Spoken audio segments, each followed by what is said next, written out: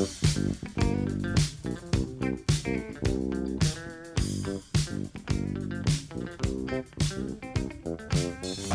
cookies. I love cookies. I love cookies. I love cookies. Welcome to Cookies, the world's most influential basketball podcast. Andrew Quo. It's almost 2025.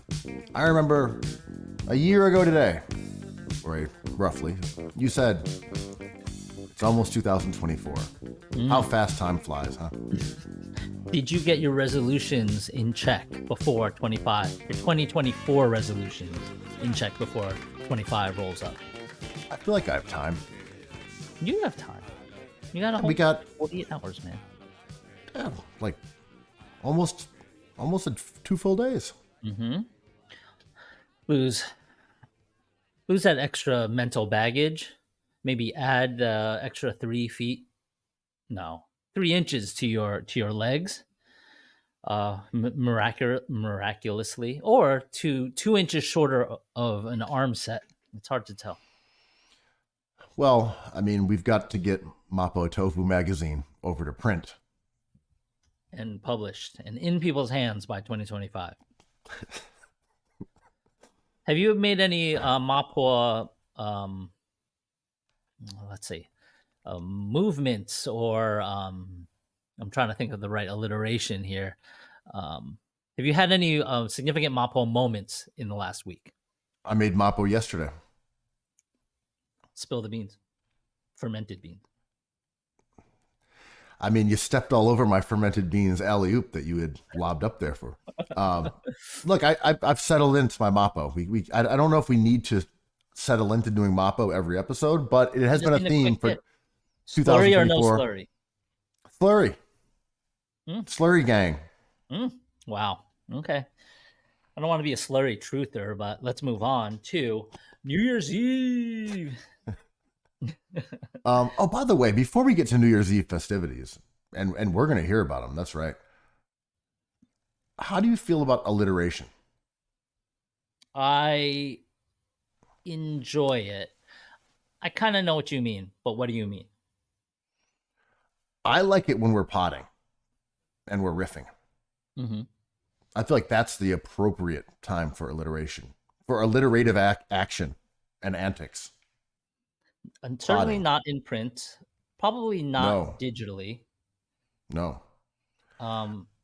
If If any alliteration made it into the joy of basketball, it was accidental.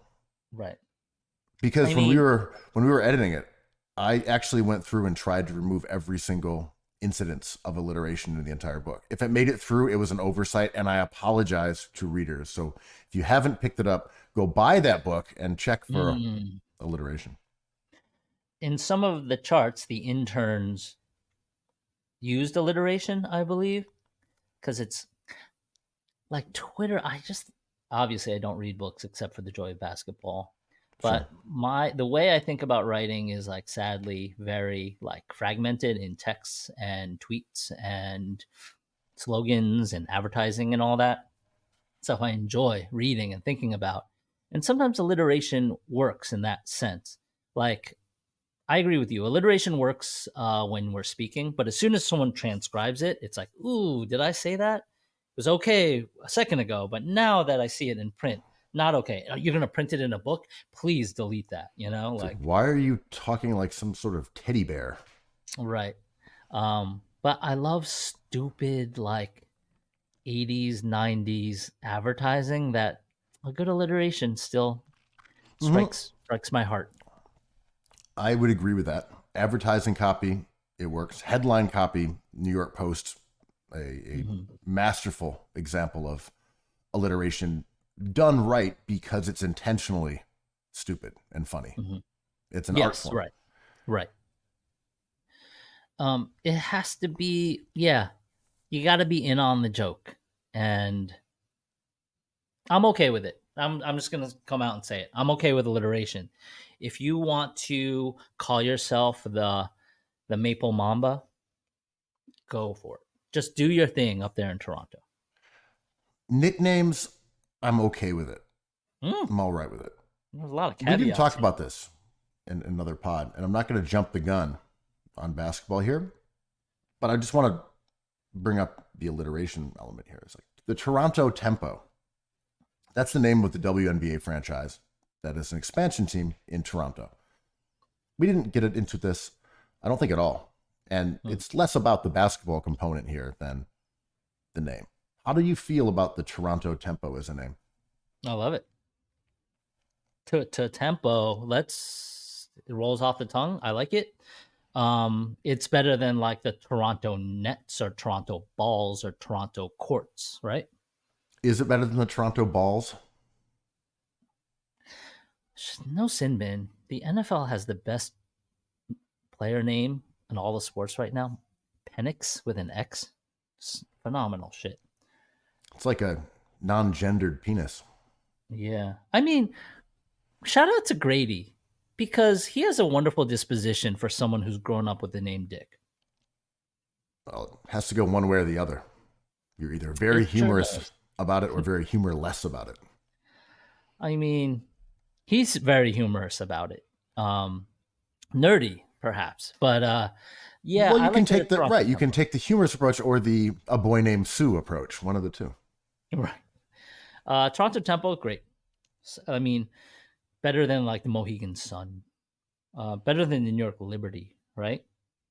Liberty's pretty good, although it works with the logo, with the statue.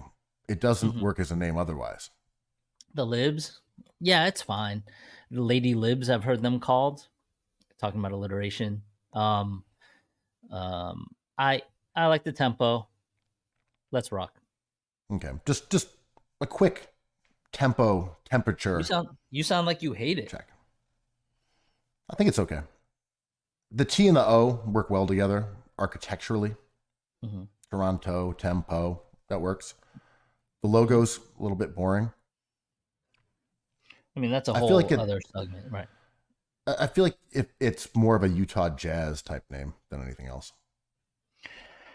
Utah Jazz maybe have squandered the best team name in all of the land.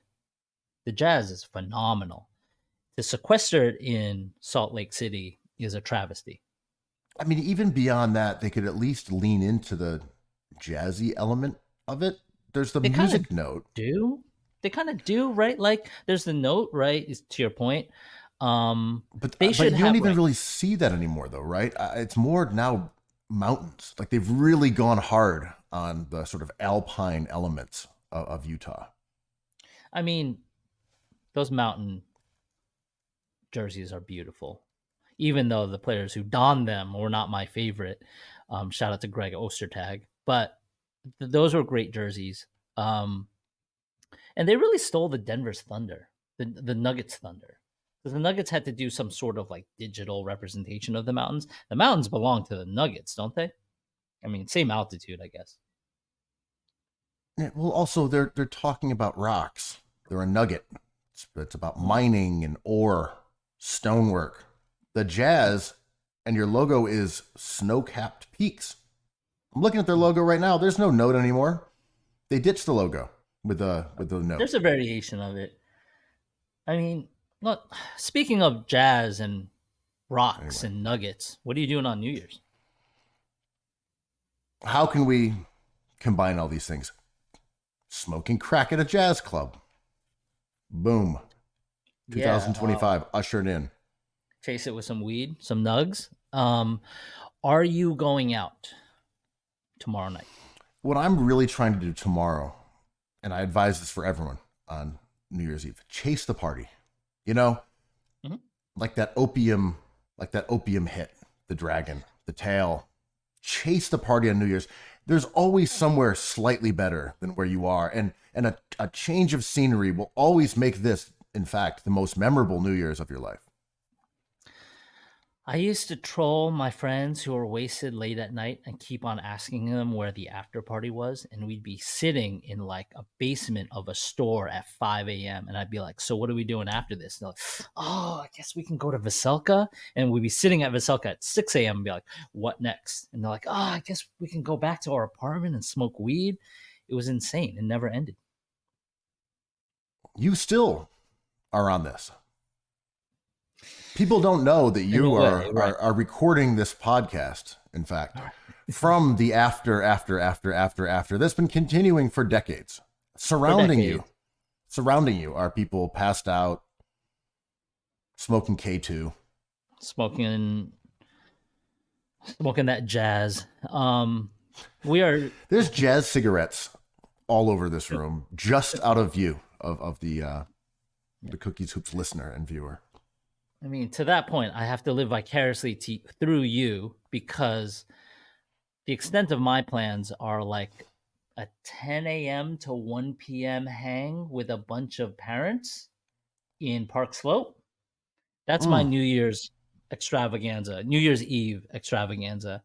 I might sip a beer. The host is like, I'll buy some beers just in case someone wants to go nuts. But what am I missing? What does the nightlife fruits have to offer? Before I reveal all, Which I'm asking you. I love it when you reveal all every time. Before I reveal all, I tell you how I feel. How do you feel? Why would you intentionally sequester yourself with parents only for New Year's? Because a normal person could also, who has not born children into this world, leave at 1 o'clock and no one would say, "What are you doing, you clown? You herb? You square? You nerd?" Wait, so your question is, why would I hang out with kids on New Year's Eve? I'm saying, well, first off, is this a children's event as well, or are the kids being left at home and you're meeting up with other parents? I'm trying to get the lay of the land before I reveal all. You don't meet up with other parents for the sake of meeting up with other parents. You meet up with other parents to occupy your children in general, everywhere. So children are going to be at this New Year's party. Oh yeah. Okay. That's what I was finding out. Before nap time, around nap time. Oh, I thought this went till 1 a.m. and I was like, wow, that seems pretty late for the kiddos. No, 10 a.m. to 1 p.m. So it's an afters? It is the party. Which is not as interesting as someone who's unattached to burden or obligation like yourself. So you tell us, you tell the loser parents out there who are just watching their children, what is going on in downtown New York City?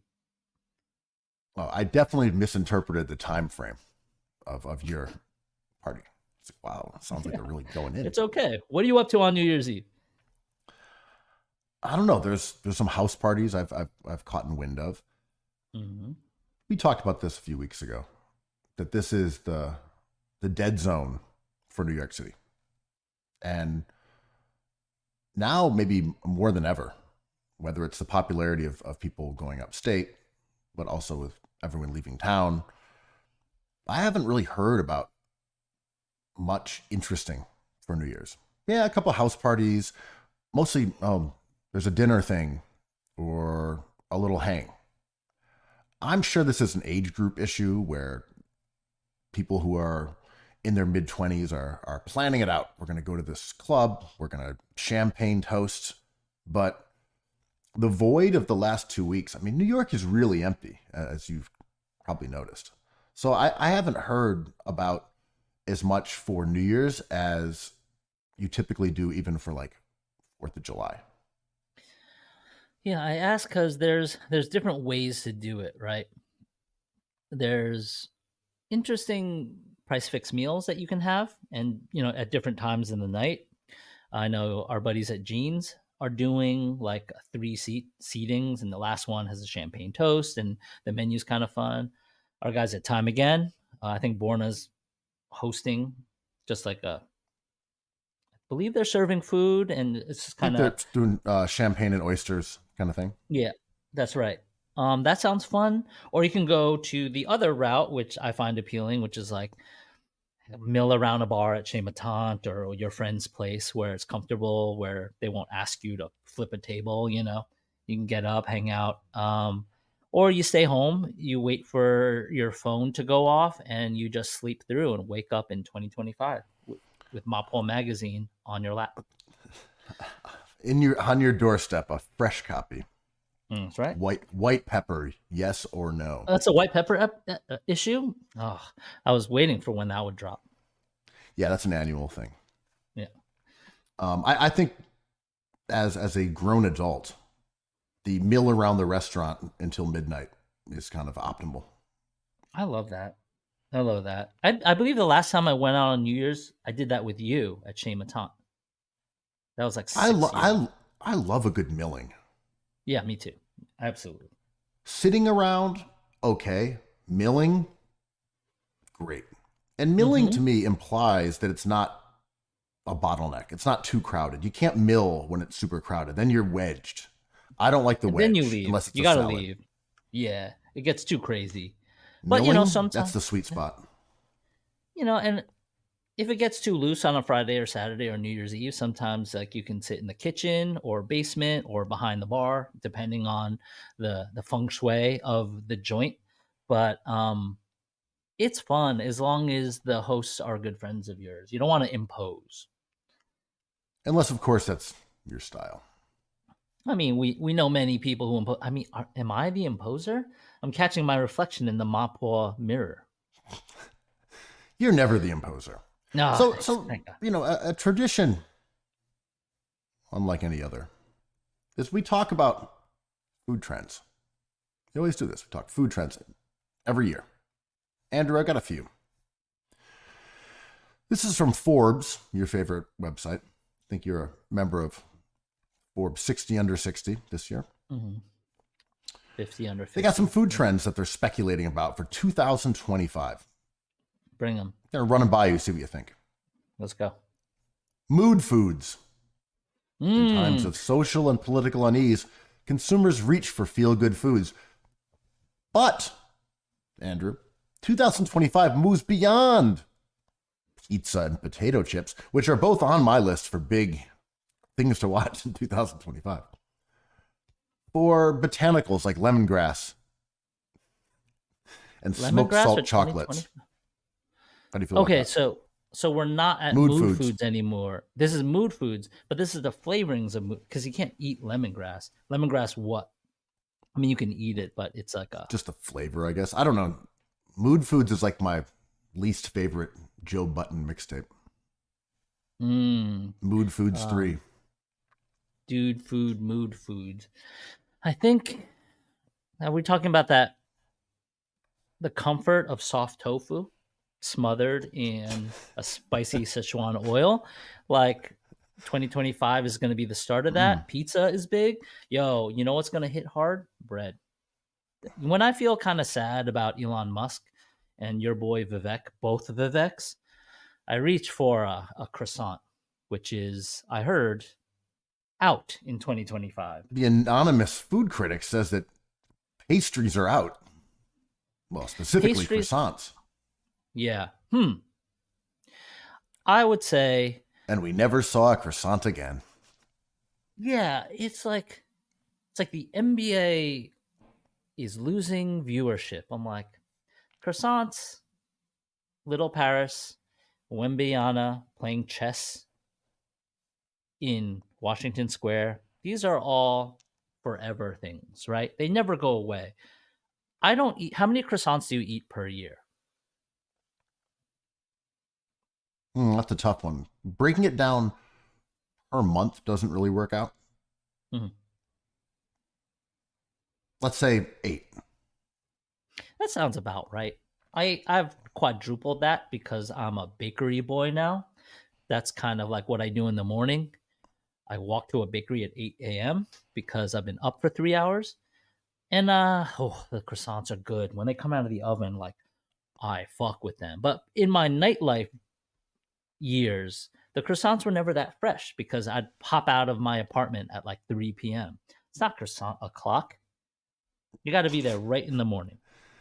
So maybe this anonymous food critic better get some early morning Vivek energy in them.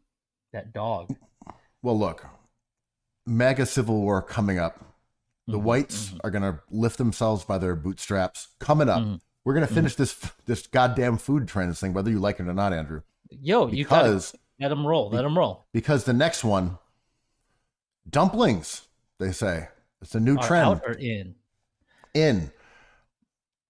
From savory sweet potato pierogies to oxtail soup dumplings, these little pockets of dough are primed to take both social media and the freezer aisle by storm. Somewhere Vanessa's shedding a single tear in her half full. Maybe she's losing viewership as we speak, reading this, being like, what happened to my dumplings? Prosperity dumpling, whatever went wrong? Yeah. I mean, as long as they're cheap, sure. The soup dumplings were a thing maybe like 6 years ago, and those are kind of done, right? Like you can still buy them, but no one's really lining up for them as they used to. I like that take, but I'm bringing this into the next one, and I think you'll understand why these trends are getting a little interesting. Next one, they say tea. Tea is in. I'm enjoying some PG tips right now. Mm-hmm. Is coffee out? Is that the implication? Say the quiet part out loud, Anonymous or Forbes magazine. Because coffee nerdum is kind of out, right? I would agree with that. Whether it's a sparkling beverage product or a stunning cafe pastry, tea is just getting started. We got dumplings, we got tea, and then their last one is, they say, year of the melon. Who is behind this? I mean, I don't want to tease a segment in this future perfect pod, but we're talking a lot about sacks. Tea sack, the dumpling sack. We're going to talk about Mike Brown later, but like, I don't know. There seems to be some sort of gag happening. Is Forbes playing a joke on us? No. These nuts? Just feels as if this is very quo-coded, if you know what I mean. Next are going to be like pinching an egg yolk, separating it from the white. A sink basin full of Mapo tofu, 2026, loading. Could we reverse this kind of tradition and say, has any one of these hot take year-end food trend predictions ever landed in a surprising and truthful way? I think ours, last year you predicted, I believe, that ice cream was going to be popular, as well as, I think you also said bread last year too. Sadly, I can't really take ownership of that. I did say maybe ice water on every table would be a huge trend. Look out for it. You may see it. Maybe refills of ice water. I think you predicted that Chat Square would see a resurrection and become the hottest Hell Square 9. So we teased. Sorry, go ahead. What's the next condiment in a squeeze bottle that hit hard? We know the scammers at the Mike Hot Honey scam. We know the Sriracha movement. The olive oil scam. Olive oil, Graza kind of sucks. Tastes fine, but I just saw my favorite oyster sauce in a squeeze bottle that I've never seen before. It's crazy. The one with the mother and the son on the boat with the giant oyster shell. I saw it in the damn squeeze bottle. Are these replacing other plastic bottles or replacing glass? Maybe. I mean, it's probably much cheaper and you get much fewer lost items in transit, but also like the laziness, the convenience of a squeeze is real. So if I was like Kewpie mayonnaise, not better or worse than many other mayos, it's really easy to squeeze. I'm just saying, can we say the squeeze bottle falls into the jurisdiction of the infantilizing millennial? Like who buys sandwiches for dinner? Buys sandwiches for dinner, wants to go to barcade, likes their condiments and squeeze bottles. The suspended adolescence or the return of adolescence, these childhood things that just are omnipresent even within adulthood. Right, like Christina Tosi doing cereal milk cookies and ice cream. MSG opening up their bodega. Yes, right? This is what's the most famous squeeze bottle? That would be Heinz ketchup after their famous glass bottle. But Was there a my Bob Dylan like acoustic moment with Heinz ketchup? why do you say that? I just wonder. Why do you like, think that? They're like, here's the squeeze bottle, and someone's just like, Lucifer, or whatever they yelled in the background. Hmm. Oh When no! did the- Wait, what they say? What was the thing? It was Brutus. Sure. What was the classic thing that someone yelled? Traitor. When they said that Dylan had sold them out when he. Oh, I don't know. I moved have away not from- seen this Timothy Chalamet masterpiece yet. I mean, that must be in the movie.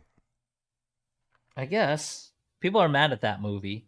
I mean, we're segueing into the Chalamet territory, but I wanted to drop my two real food trends that I think are going to happen, I like that. which is fear of plastic and fear of seed oil. I think that's going to be kind of a conversation throughout 2025. Seed oil one is interesting because it extremely tied to like right wing sort of Mhm. conspiratorial liver king type of outlooks on life. So I don't know that it's wrong or right. I don't think cutting down on seed oils is a bad thing at all. I'm not saying no, you should guzzle canola oil. Like I'm not a big seed oil fan. I'm with that. But it's also being propagated by the same people who are aligned with, say, the Jordan Peterson diet of only eating organ meats for like 6 months. Yeah, I'm not sure it's hitting. Remember, they tried to take ownership over gas stoves. It's like they're trying to take our gas away from us. We're the party of gas. And everyone's like, we all kind of agree on this. So I think the seed oil goes across. See, that's the seed oil police right now. They're trying to get into your apartment to take your Mazzola. The quirked up coach of the Boston Celtics. Huge fan of him. I bet you he doesn't dine on seed oils. There is no way. Oils. There is no way he eats seed oils. No. Like life on the line. Does Joe Mazzulla eat seed oils? Definitely not. Maybe that's the success of the Boston Celtics. I'm trying to think of Irish cuisine and where there would be a lot of seed oil. But do you attribute fish and chips to the British or Irish? British, right? I would say so. I'm not claiming it on behalf of the British. I'm saying it is most associated with the British. The origins, who could say? I don't know enough. And as someone who would root for the Irish, I would never want to offend the people of the Emerald Isle. And the national food of that region is chicken tikka masala, right? It's like every year they're like, we consume more of this than pies, than eel pies or chips. We consume this Indian delicacy, right? Me, I mostly just eat jellied eel. Oh, have you had jellied eel before? No. It's not bad. It's like those pies. This is probably common knowledge to everyone else except me, but the pies are supposed to be eaten cold, and all the gelatinous stuff is like a delicacy. So I'm not used to cold crusts. I'm like, can you just heat this up? And they're like, we can, but you're supposed to just eat it as is, you know? And jellied eel isn't bad. I don't love eel, and it's not great to eat eel these days, but in terms of like mercury and all this bad stuff. But jellied eel is not terrible, but not my go-to. What about fermented shark? Is that the Icelandic? That's in, yeah, I've That's never definitely had Icelandic. that. Yeah. You know, I've heard it's disgusting. There's no one who says it's good. Yeah, I mean, I've watched Andrew Zimmern try to take it down, and even he had trouble. Even my Icelandic friends are like, "Well, yeah, it's gross." Shout out to Siggy. Ooh, if Siggy wanted to have a rotten shark party, I might have to show up for that. He did have a little April Fool's gag one year. That was the fermented shark flavored ice yogurt. And it never materialized. It was It just did the not gag. exist. No, no. Okay. Well, You were getting into seed oils here. I want to segue to the MAGA Civil War because we're talking about the infiltration of Indian culture in white territories. Right, right. So both sides of this are anti-seed oil. Seed oil, that's established here. This is a anti-seed oil organization, both sides. I think it's a Luigi thing. Everyone's kind of in agreement here. Yes, but the tiki masala, yeah, that is where they diverge. Well, that and Elon Musk hiring or supporting the immigration of the top talent from other countries, including India, to be in charge of tech responsibilities within his reach and beyond. Have you been following this MAGA civil war? It's come across my desk, Andrew, as someone who is really as someone who doesn't really care about either side of this issue. I mean, I look, I have my feelings on immigration. I don't have a side in the MAGA civil war. Although I will say I'm kind of, I don't know. I can't take sides, Andrew, because on one hand, I dislike the Elon and Vivek side yeah. quite a bit. But on the I also dislike the other side who's anti-immigration. So it's really hard for me to, So what does see one who I do? support. What does one with no take do here?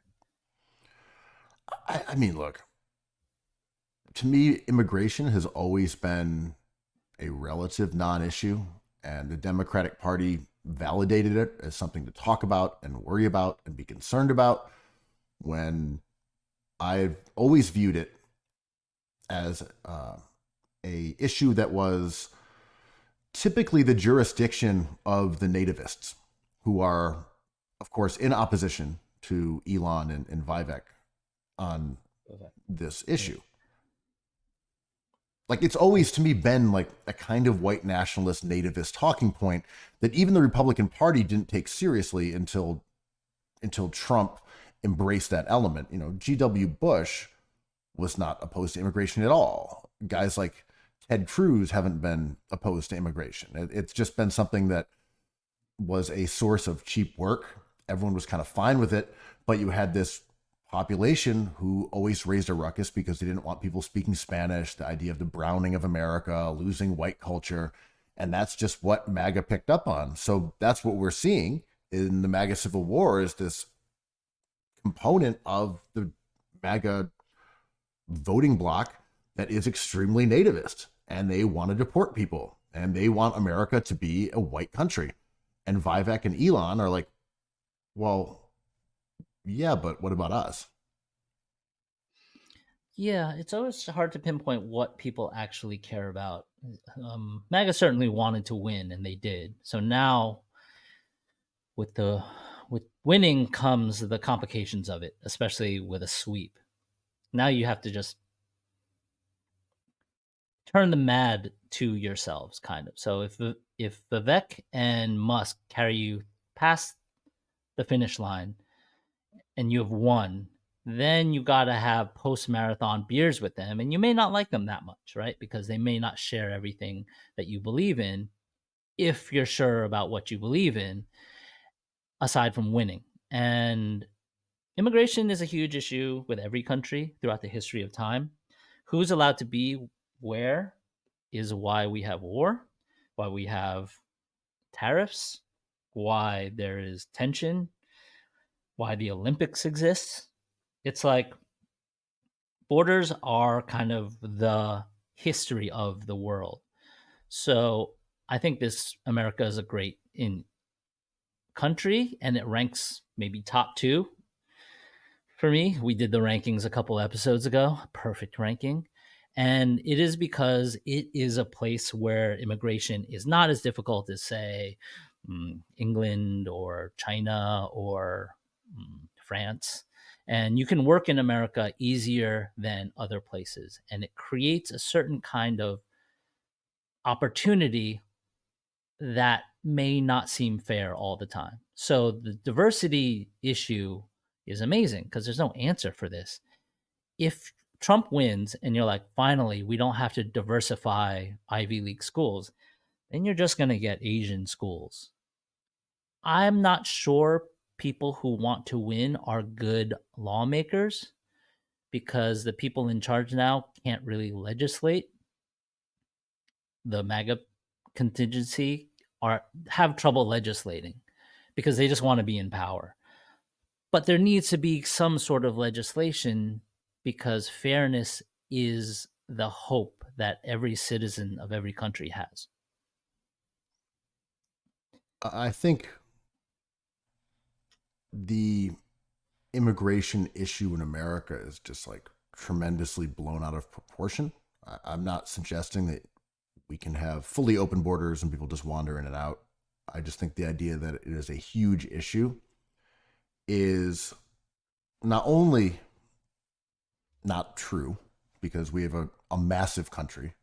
We are just a stupendously huge country with land. Population-wise or land-wise? Both. Land-wise. We also have the lowest birth rate. Right? Well, I just mean, it's not like, well, there's nowhere to put them. Of course, there's a zillion places to put people. There's not, though. There's depopulation right? all across small town America. I mean, across small cities in America.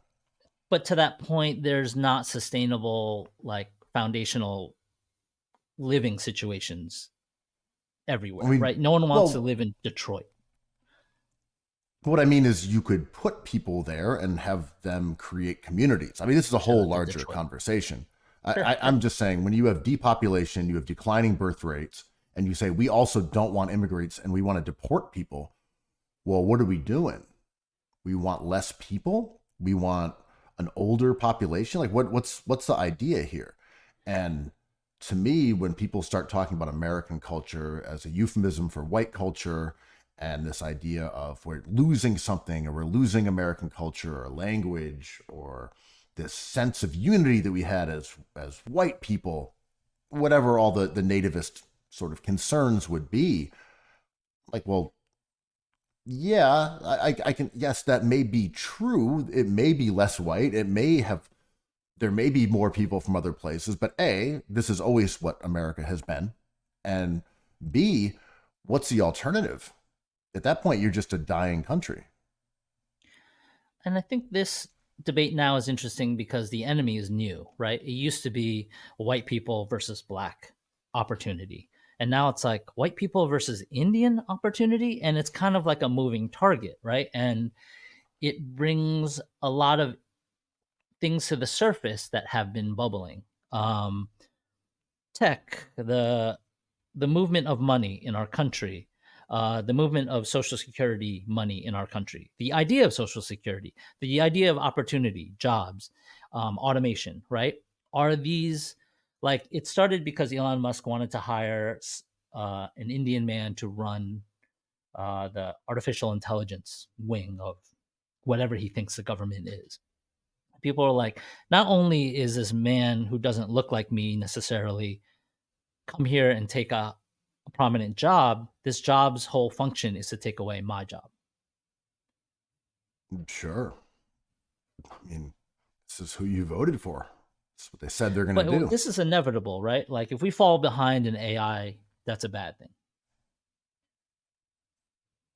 Well, I mean, it depends on what we're talking about. Are we saying that Elon and Vivek are the best equipped to lead us forward in AI technology? I mean, Elon is incredibly compromised, a sad individual, kind of an imbecile for all purposes, who really hasn't done any of the things that he claims he has, but he is obviously very successful in terms of being rich as fuck.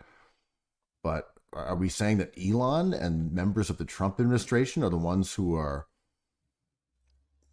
They won.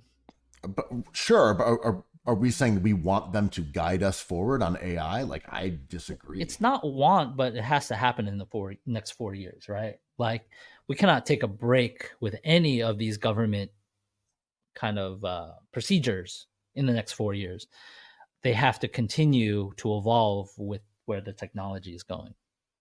And I think that's the weakness of our government, right? They haven't had somebody, I agree, Elon is not my dude, but they haven't had a consciously modern approach to technology ever. So now we have Vivek and Musk being like, we kind of know what we're doing here. That's different than like a dusty McConnell just being like, well, if you work hard, you'll succeed. I think there is truth to that. Unfortunately, the two people we're talking about are scammers. But they won, right? Like well, Trump that's not scammer, up for right? debate. I'm saying, Pelosi's are you also a better? scammer. Are you better off with someone who is retrograde, behind the times, cautious, sort of clueless, or just straight up scammers? It is not. I feel like that was maybe a conversation for half a year ago. At this point, it's just like, what are we dealing with? I would argue like most politicians are scammers. Yeah, but are we Oh, even the idea that anything Elon and Vivek do is going to benefit America in the long run is just kind of preposterous. I mean, they are absolutely scammers. Neither one of them gives a shit about like the future of America. They're both totally self-involved with their own wealth and their own prominence. The idea that they will set in motion AI that will be valuable down the line for America, as opposed to just benefiting them and their cronies and whatever industries they work in, seems far-fetched. I hope it's different, but that would go against everything they've done for their entire career. This is understood. I think we've understood this. Okay. Yeah, that's all like I meant. months ago. Yeah, like Vivek is funny. These guys are like, I was thinking, like, having a child does not make you wise. Being rich does not make you smart. We have figured this out with these guys many New Year's Eves ago. But the interesting part is certain MAGA base being like, wait, Musk and Vivek aren't our guys.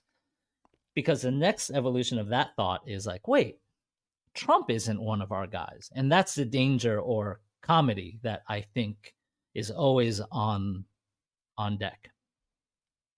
Totally. And I mean, my predictable response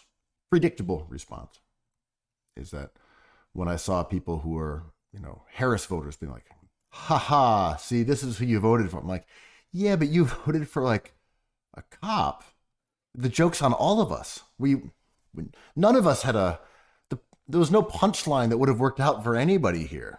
It's like they would have been doing the haha the other direction had, the results been different. But the MAGA civil war isn't about Harris, right? It is a civil war within the MAGA apparatus. Oh, of course. I'm talking about the Harris supporters looking at the MAGA civil war and being but they like, lost. They're and gone, saying, right? and no, of course they lost, and being like, haha, you fools. I'm enjoying this MAGA meltdown. I'm like, sure, it's entertaining and there's humor here. But of course, like, the joke isn't just on them. The joke is on all of us, no matter who had won this election. I'm saying that's my I'm saying that's my predictable response to this. It was that like,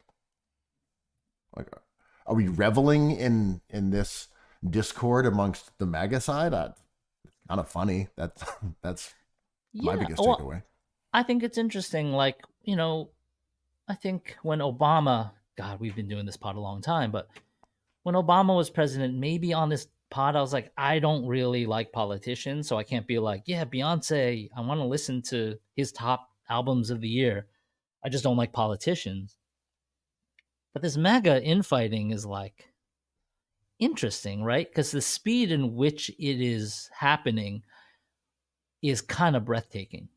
Because the team was formed, the team won, the team is splintering. They're not even in office yet, right? And these, I think, are fundamentally legitimate issues that are being discussed. Like, who is allowed to be here, and are they allowed to have the same opportunities I am? I veer on most people should be allowed to be here, and most people should have the opportunities that you have. But I get the frustration, right? Why is this rookie that just got drafted going to bump my roster spot? So I am now in the G League, but I'm a 7-year veteran. I'm Lonnie Walker, right? And like, I am better than the second round pick, but now I'm not in the NBA. The Republican Party has always had this sort of duality when it was, let's say, G-Dub. It's like, okay, we've got the born again evangelicals, poor people, rural people, and then, of course, the mega wealthy, billionaires funding it. And of course, billionaires fund both parties, but the Republican Party, that was kind of the emphasis, was cultural war, religious war, in order to lower taxes. That was kind of how they cobbled together their electorate. It's like religious, moral majority idea, and then mega rich who fund this entire operation. I think that still kind of exists in the MAGA universe. It's just shifted from religious based to nativism. So I think that dynamic is still sort of the primary way that Republicans win elections, which is, the MAGA, rural, angry white who has used America as now a way to replace religion, because I don't think evangelicalism is quite as prominent when you have a candidate like Trump. It's in there, but the guy like bones strippers and stuff, like, and it's hard. They do it, but it's not quite the same. He's not a true believer. He's not a believer in the same way that Dub was. No. But this little sub fight, this little Vivek tech dorks going against the like hyper racist, like America for Americans group, this feels very on X versus as a larger governmental conversation. So I wonder if it can metastasize outside of this little group into the larger, let's say, MAGA electorate or the Republican electorate, or is this just really insular? Well, they have the power to make laws now, which they're not good at, right? So we'll see what their immigration thoughts actually pan out to be. And one could argue, I agree with you mostly, like X is kind of like an echo chamber, but it did maybe push more along in the election than I'd like to admit. However shadowy it is and empty it is, like New York before New Year's. And but this is an interesting debate that kind of dovetails into basketball and the whole grievance people have with the modern game. It's like Vivek and Musk represent multiple things to multiple people. I think people aspire to be rich in their lives. People aspire to maybe power. And Vivek's tweet storm was kind of great, or maybe it was just one long tweet. It was like, hey, listen, like the reason why these jobs go to nerds, Indians in this case, is because the culture abroad is not lazy like the culture in America. We don't prioritize, he says, I don't know if he says we, but other cultures don't prioritize like being homecoming queen or being quarterback. We're studying, we're educating ourselves, and that puts us in a position to become AI front runners and earn billions of dollars. And he brings up like Urkel and these examples of like popular culture nerds as like, those were our heroes. Your heroes were football players, but we're here because we have a different culture than you, which I thought was fucking fascinating and hilarious. I would suggest that this concept that he is bringing forth is something that he has discussed many times when it came to dating. It is almost Vivek certain, himself. that this concept that why don't people celebrate nerds? Why don't they celebrate the dork, the person who Is gets he good the nerd grades? here? Why I'm don't not they convinced celebrate? he's a nerd. Yeah. But why don't they celebrate the nerd and not and instead of the guy on the motorcycle? Why is the Fonz getting the girls and not Richie Cunningham? Why is Urkel the subject of mockery and not his twin, who is suave and cool? Like, this is something that a guy says about the dating pool. Why don't women like the nice guy, such as me, for example? um, before we move on, do you identify more on the nerd spectrum or the jock spectrum? We do a pod about basketball. I don't know. Where do you reside on that spectrum? I mean, I'm like you with politics. I'm a centrist. I'm like right. I'm right in the middle there. We are are a centrist.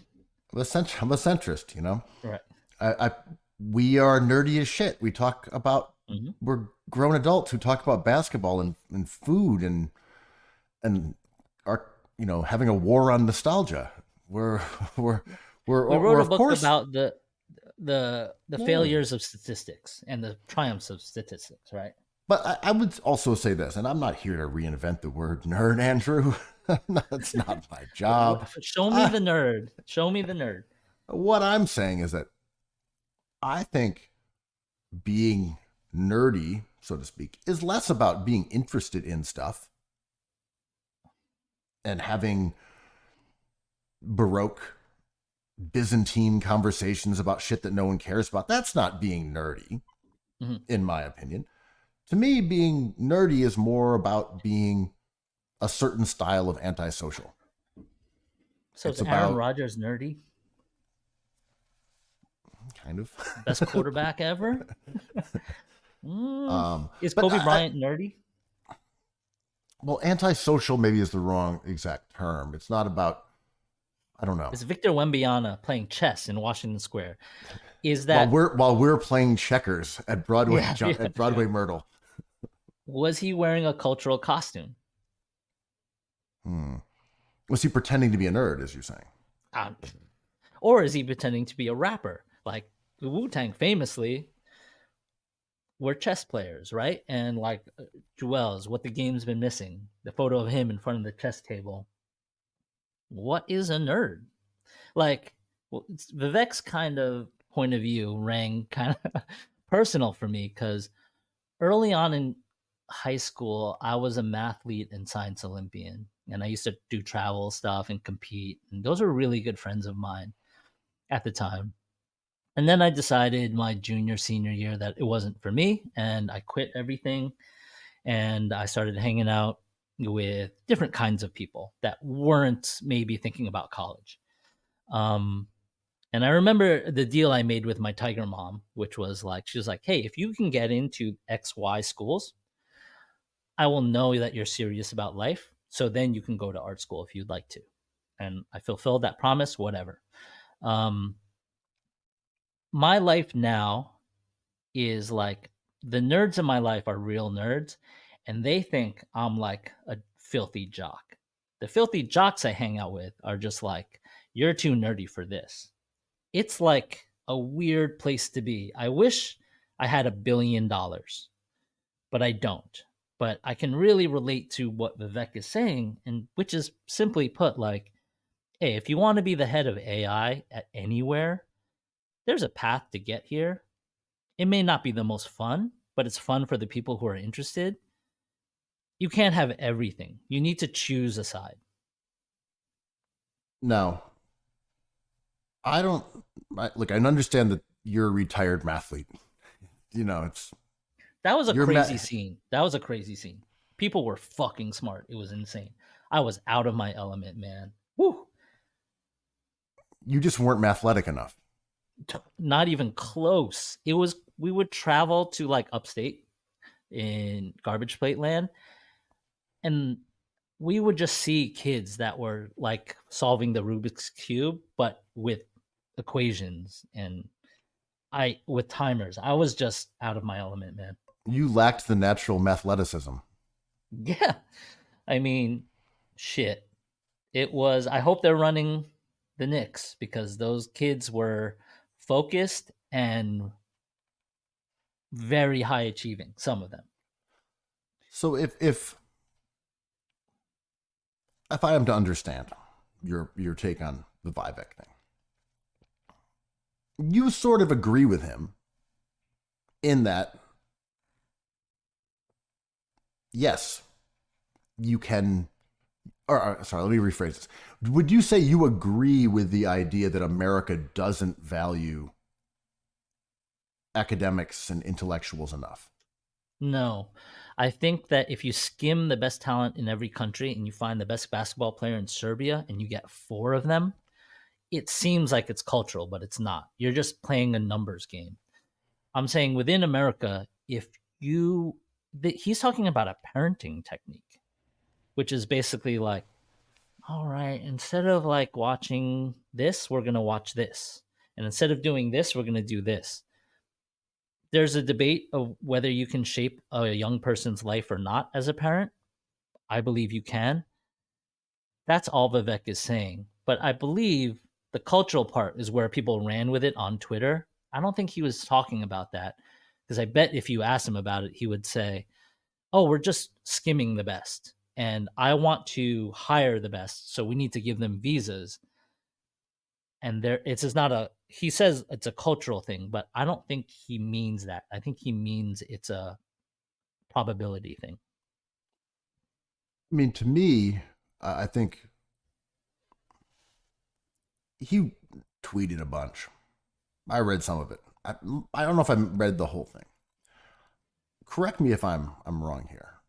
I don't think he bemoaned the lack of interest in art, literature. He doesn't talk about that. Right. He's talking about I'm math, right? Yeah. Right. Music. He's not talking about humanities. Humanities, right. And I think that's telling. And I think he also didn't talk about, say, the American school districts and our system needing more money, needing better textbooks, needing these things. So Glasses. Yeah. all these aspects that our country does not value education governmentally. So to point it at the culture of America, to But me, neither while does you're India. in, of course, but while you're in a political party Right. that is like working on dismantling schools and to say, well, working on privatizing schools. privatizing schools, yeah, it's like, Yeah. well, you don't value anything outside of computer science or math or the things that you particularly think are worthwhile pursuits. You don't care about the other things. It's not about taste or aesthetics or creativity outside of the jurisdiction of Outside of his This- own aesthetics and his own taste. exactly your own narrow periphery. And you don't care about our school system. It's like, well, you're not really offering us much of value here, my man. I don't know. We'll see. I can't say that I'm a fan of anybody who's in charge of this stuff because they seem like bureaucratic politicians rather than policy politicians, you know? And I want to see what happens with the school system. I don't believe they're going to get much done in the next 2 years, especially with all this infighting, cultural infighting. But like, I think about the NBA quite a bit because team building, podcast. yeah, team building and collecting foreign players and stashing foreign players. Shout out to Rokas and developing talent from different sources and then paying that talent with a salary cap in mind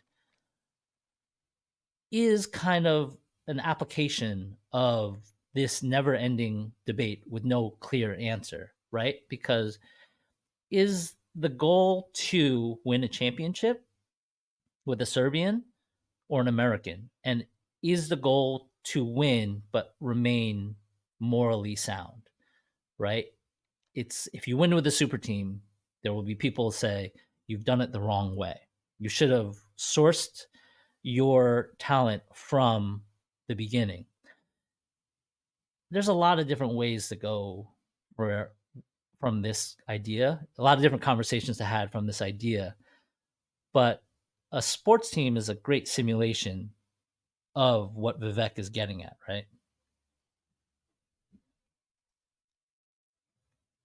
I'm processing. I'm anti right here. Vivek, but he makes a basic point. Well, I'm processing how Vivek would translate to an NBA team, and I just keep getting stuck on Full the court press, nativist cherry picking. the nativist complaints about A, the game is worse because of foreign players, or B, Heard that for years, right?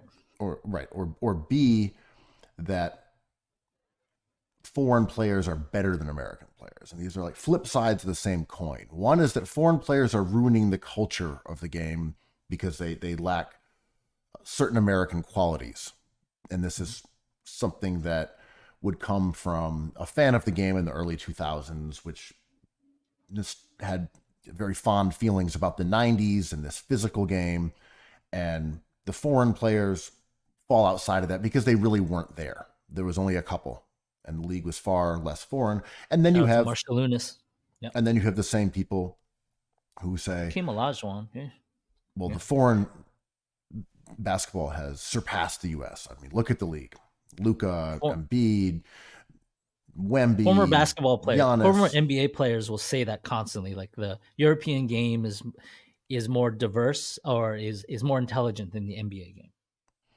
And to me, I mean, Mark Cuban, their IQ is so much further along. And to me, it goes back to what you were saying. Well, the best two players in all of Serbia are in the NBA, or the best five in this entire section of the world that really plays a lot of basketball and is biologically tall. And there's like five of them in the NBA. Just look at Olympic rosters. Will just show you that truth, right?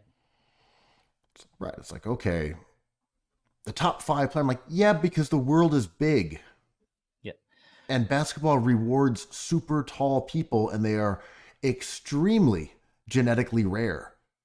There are just not many people who are 6'10", and the amount of people who are 6'10" who are coordinated and able to run and able to jump is so small that wherever they pop up, be it in Cameroon, or they pop up in China, or they pop up in Serbia, wherever, or Greece, wherever these people emerge, they magically find their way to the NBA and become stars. Yao Ming opened the floodgates for 7-foot big men from China, right? Just They're one everywhere. after the other. Yeah. I mean, what's happening in France is fascinating because I'm like, another motherfucker? These guys are insane. They're producing so many good basketball players by way of Africa, right? Yeah. It's like they've got height in there. Yeah. French people aren't tall. No. And I'm not saying that Tony Parker, but yeah. Well, I'm not saying that these guys aren't French. They are. But I'm saying the white French genetic phenotype is not a tall population. No. They're pretty average height. It's not like they're the Dutch who loom. Yeah.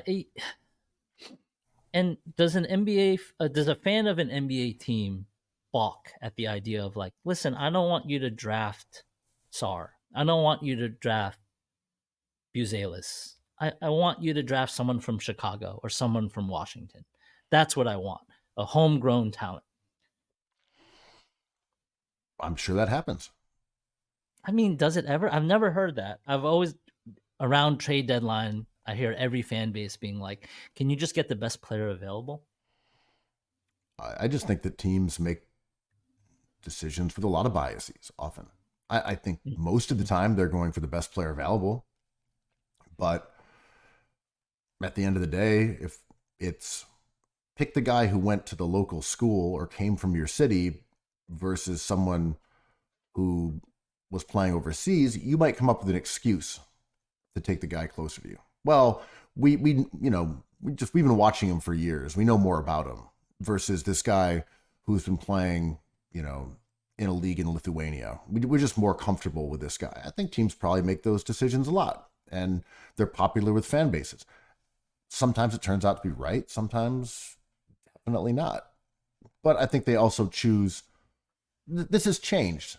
But I don't think the Europeans, despite their success in the NBA, have a bias, because we still see them dropping in the draft in ways that you don't necessarily see with American players as much. I mean, as recently as Luka Doncic, which wasn't that long ago, as he's breaking down before our eyes, which is fucking crazy that he's on the end of his career like this. But the knock on him was like, well, we don't know anything about him. He plays in a league we're not familiar with. We haven't seen him against NBA talent. Not enough scouting has happened. And a tech guy, Mark Cuban, was like, I will do anything I can do to get this one player. And that means losing and then overpaying.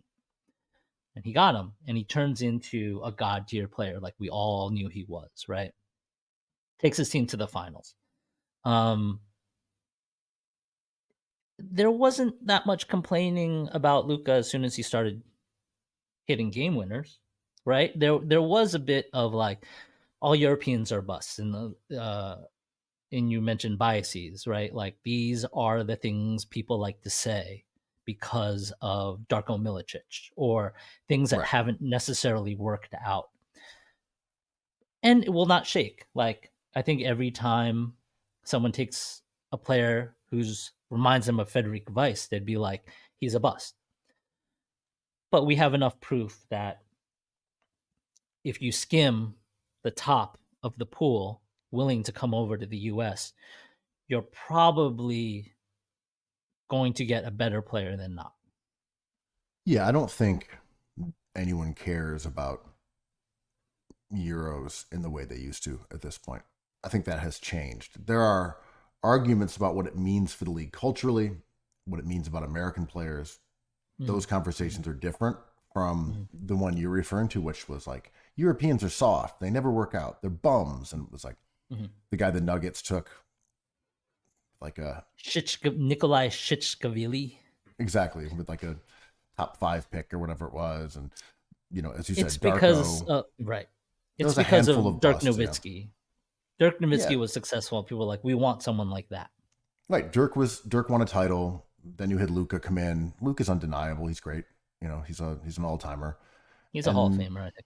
And then you also had the European shift more towards not being a fully white player. When someone says a European basketball player at this point, well, yeah, the last draft was full of French players. But has there even been like a French guy in the league who was just like a white dude? Oh my God. Yeah. Evan Fournier. But he was half black, He's not, right? Yeah. He's definitely not all white. God. As an aside, we were on a chat with Pablo talking about Xavier, who I fucking love, man. So fun. And I'm like, his father's name is Bernstein, but he's considered Asian because he looks Asian, right? He's half white. But then you have Harper, I believe, who's half Filipino. But Harper's considered a black player, and Xavier's considered an Asian player, right? Like, Harper's an Asian player, and Xavier's a white player. I don't know. I don't know how we're doing this, but I love them both. Well, isn't this just like nativist one drop line? Like, if you contaminate the pure white player, you're just not white anymore. Shout out to Hartenstein, who never got that love, though. Or maybe hate. I don't know. Shit. Anyway, that's neither here Hartenstein nor just there. really slipped through the cracks. No one really knew what was going on with him. You just Google it. His dad was a baller. Nepo baby. By the way, yeah. And this fits into the classic Euro stock. Right. One thing, and this is this idea of skimming the top, right? I was looking through the list of mostly Eastern European players. You could include French in this too, German, wherever. And this goes back to the idea that these are anomalies. None of them are small. None of them. Like, maybe you got a Schroeder in the mix. You had a Tony Parker back in the day. There's no guards. Look around the NBA. and look at guards. That is the hardest position to make the NBA in because it's people who are normal height. We've talked about this on the pod a few times. 6'3" and under, that is the hardest possible route to the NBA. Being Shout out 6'8" to Xavier Lee's favorite player, Jose Calderoni. Exactly. But around, you look around, there are no foreign small players. None. There's a Japanese player that got big up this week, right? Yeah, he's sick. But I'm saying you look at all the combo guards who run the league at this point, they're all the scorers, all the facilitators, whether it's the Garlands, the Maxis, the Donovan Mitchell, the Brunsons, it's just all American. And then you throw in a couple guys from Canada, who is, I'm sorry, Toronto for all purposes, especially after Trump takes office. That's America. God damn, Drake is taking L's. But as a short king myself, the secret with the NBA was always get the best player, right? And this dovetails into our conversation about skimming the top. Like, I think every fan just wants the best players, more or less. And you see the Lakers trading for tallness. You see the Knicks, however much they overpaid, however many moves they made that may handicap them in the future, they got taller. Taller is the key to NBA success, because if you combine height and skill, it's better than no height and skill, right? It's a simple equation. And like, this is just a trend of the NBA. And if you were a GM, you would probably scour the world for skilled, tall people. Sure. It's funny though, when you want to see the impact of foreigners on the NBA, you know what you check? Rebounds per game. Like, that's it. And that is indicative of them just being tall. Shout you out don't to look Josh up Hart, though. But I'm saying you don't look up necessarily, there's some scorers in there. They're in the mix. You look up assists. I kind of look at assists, though. There's a I few. kind of look at assists. Yeah. But they're not really up there in assists other than Luka and Jokic. They're around. But rebounds is crazy. Like, number 2, Sabonis. Number 3, Zub. Number 4, Jokic. Number 5, Giannis. Number 8, Pirtle. Number 9, Şengün. Number 10, Where's Rudy. Wemby? We're getting to him. Number 13, Wemby. Vooch at 16. Nurk, at 18. Clint Capella at 19. Swiss chocolate. Yep. Misi at 22. He's from the painter. He's from Belgium. Yeah, okay. And then Goga at 23. I just mean, like, they dominate that category. Like, it's awesome, right? 2/3 of the top 15 are foreign born. And this kind of feeds into the small population of fans who are like, this is unfair, right? They're not playing by these rules. They didn't work hard to get here and take these jobs. They're just tall. This is like, what about the American who works his tail off but isn't born with this advantage? I'm like, no. Well, they're shooting guards. Yeah, right. They're the ones not getting the rebounds. They're the ones scoring all the points, so it's fine. But what if you don't have that skill set, right? This is like what Vec's talking about. What if it's Urkel? Like, I can't rebound. I can't shoot. I don't know. I can't do any of these things, right? Like, my height doesn't dictate my skill set. I mean, the NBA is not for you. Ooh, look at this, Vivek. You're leaning towards Vivek as we talk about this, man. Well, what I'm saying is, and I think this is a point that we make a lot of pods, but I do think it's really kind of has formed what modern basketball looks like. And it's that the biodiversity of power forwards and big men is far more interesting than that of guards. And I think that has been the case. And now I'm hoping that with guys like Dyson Daniels, big weird wings who can do different things, Mikal Bridges, we can get more diversity into the backcourt and can lend itself to being interesting. Right. Absolutely. What I'm saying is, doesn't matter, right? Like, if you, let's say you could draft your own team, wouldn't you just take like the best players at every position? Of course. What I'm saying is that, like, Sabonis and Tatum play the same position, and like, they're just completely different players, right? But you could also, but in the backcourt, for the most part, a lot of these guys are really similar. They can all handle the ball. They can all shoot. They can play on or off. They can all defend a little bit, some better than others. They can all run a pick and roll. Pretty much everyone in the backcourt is very similar. This is why the most interesting players in the league are like power forwards. Right now, for sure. I agree. Yeah. Let me ask you an overarching question. Like you're the Nets and you're accruing all this draft capital, and basically you're gunning for a blank slate, right? You play in Brooklyn, Biggie Smalls, Jay-Z. Yep. And you see the field and you're like, ooh, all these players that we could get don't really fit with our brand identity being in Brooklyn. They're European, they're pasty white guys from Serbia. Wow, there's none of them in Brooklyn. Right. Do you construct a roster that represents the culture of Brooklyn, or do you just assemble the roster that would win you the most games? Well, I mean, they already did the whole add a bunch of Russians. I mean, Kirilenko, come on down. Right? Bogdanovich. At some point, right. At some point where they like, we can't add the other Bogdanovich because we have too many Bogdanovich. Our fans are going to feel this is weird. Like, what if a GM was like, it just so happens like the top 5 players I could get all Serbian. So I'm putting 5 Serbians on the court. Or would you balk and be like, we have to add somebody that looks like our fan base more? This is historically something the NBA thought about a lot. Me personally, I'm just taking the best players. I mean, it's so much fun if there were 5 Serbians starting, right? Yeah, but like, it would turn off the crowd.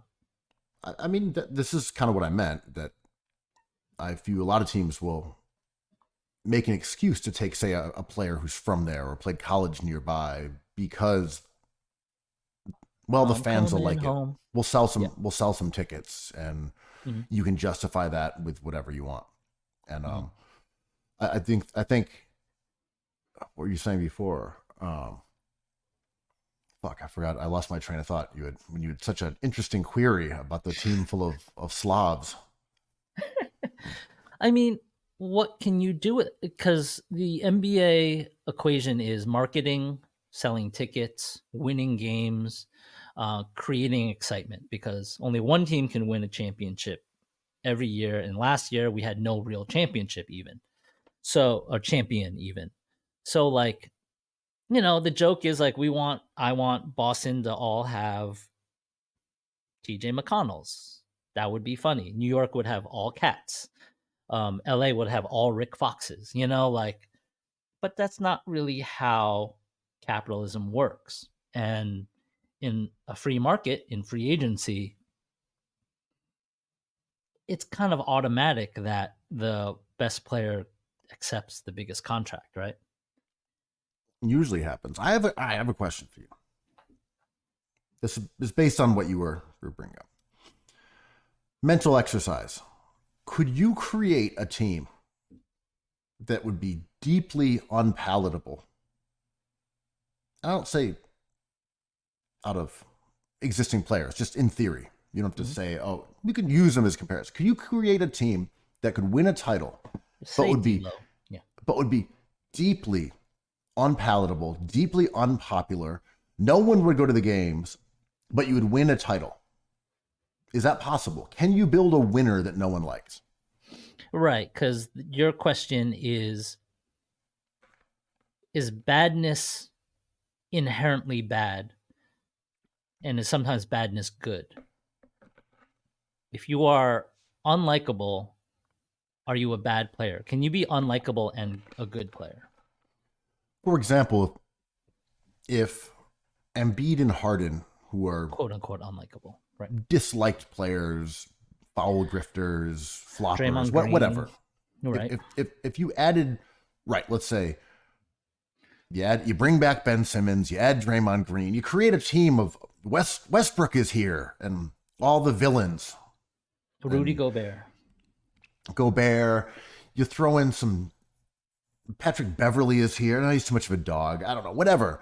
All the people who've been called bitches over the last like 10 Dylan years have Brooks. aligned. Right. And here they are, and they're on Philly, and they win a title.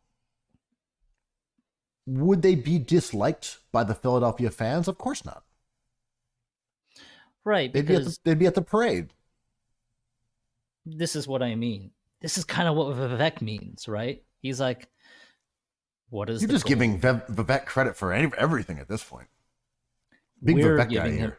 You're basically not in the middle anymore. You're on the MAGA side of this, or a certain MAGA side. I don't know. MAGA may be still against it. It's MAGA on both sides, whichever one you want to go.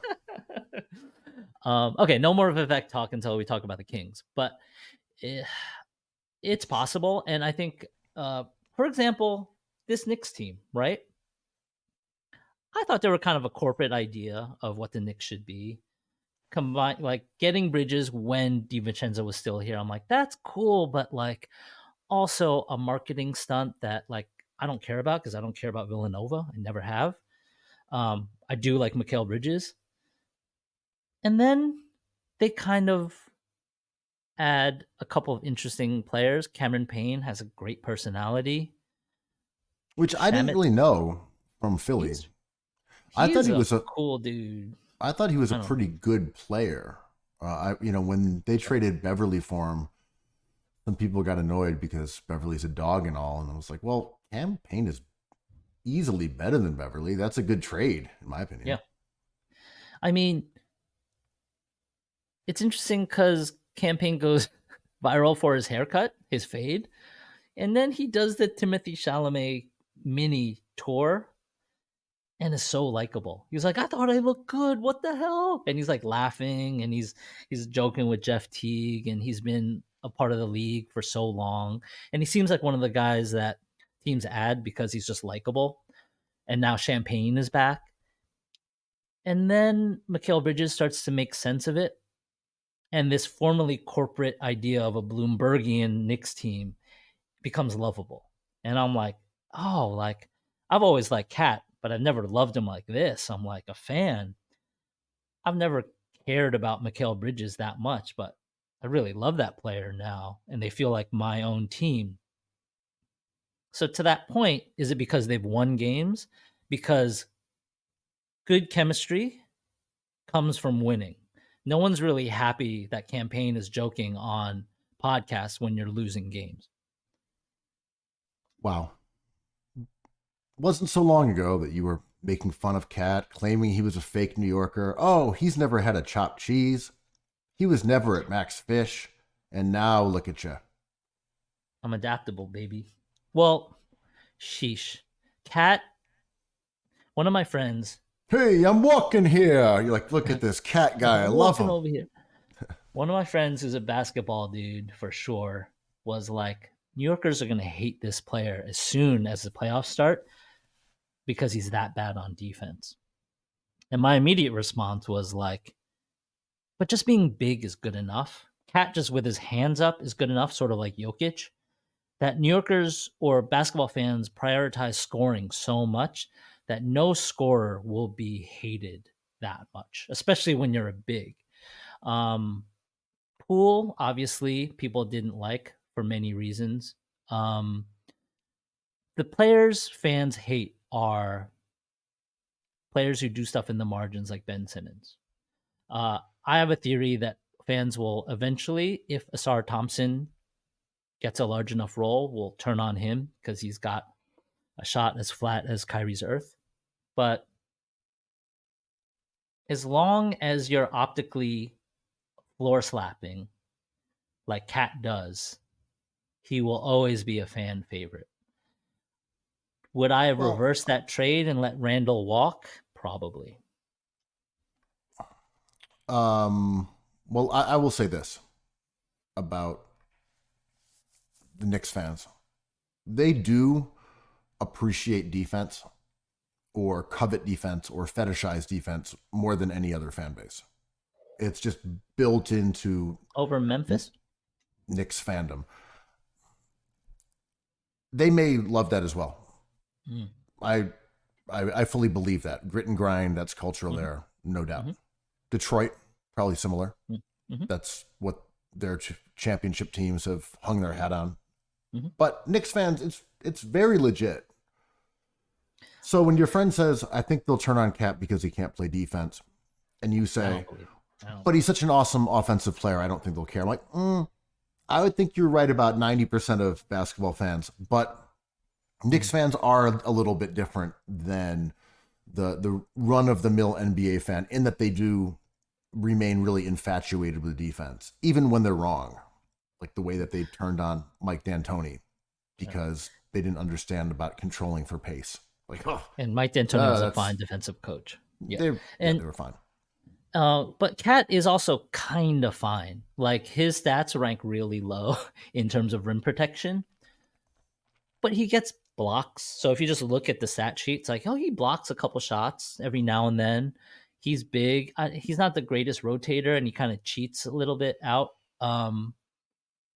But he is a beast of a scorer that I think Knicks fans, to your point, which I think is correct, will forgive him because he's an MVP candidate as a scorer.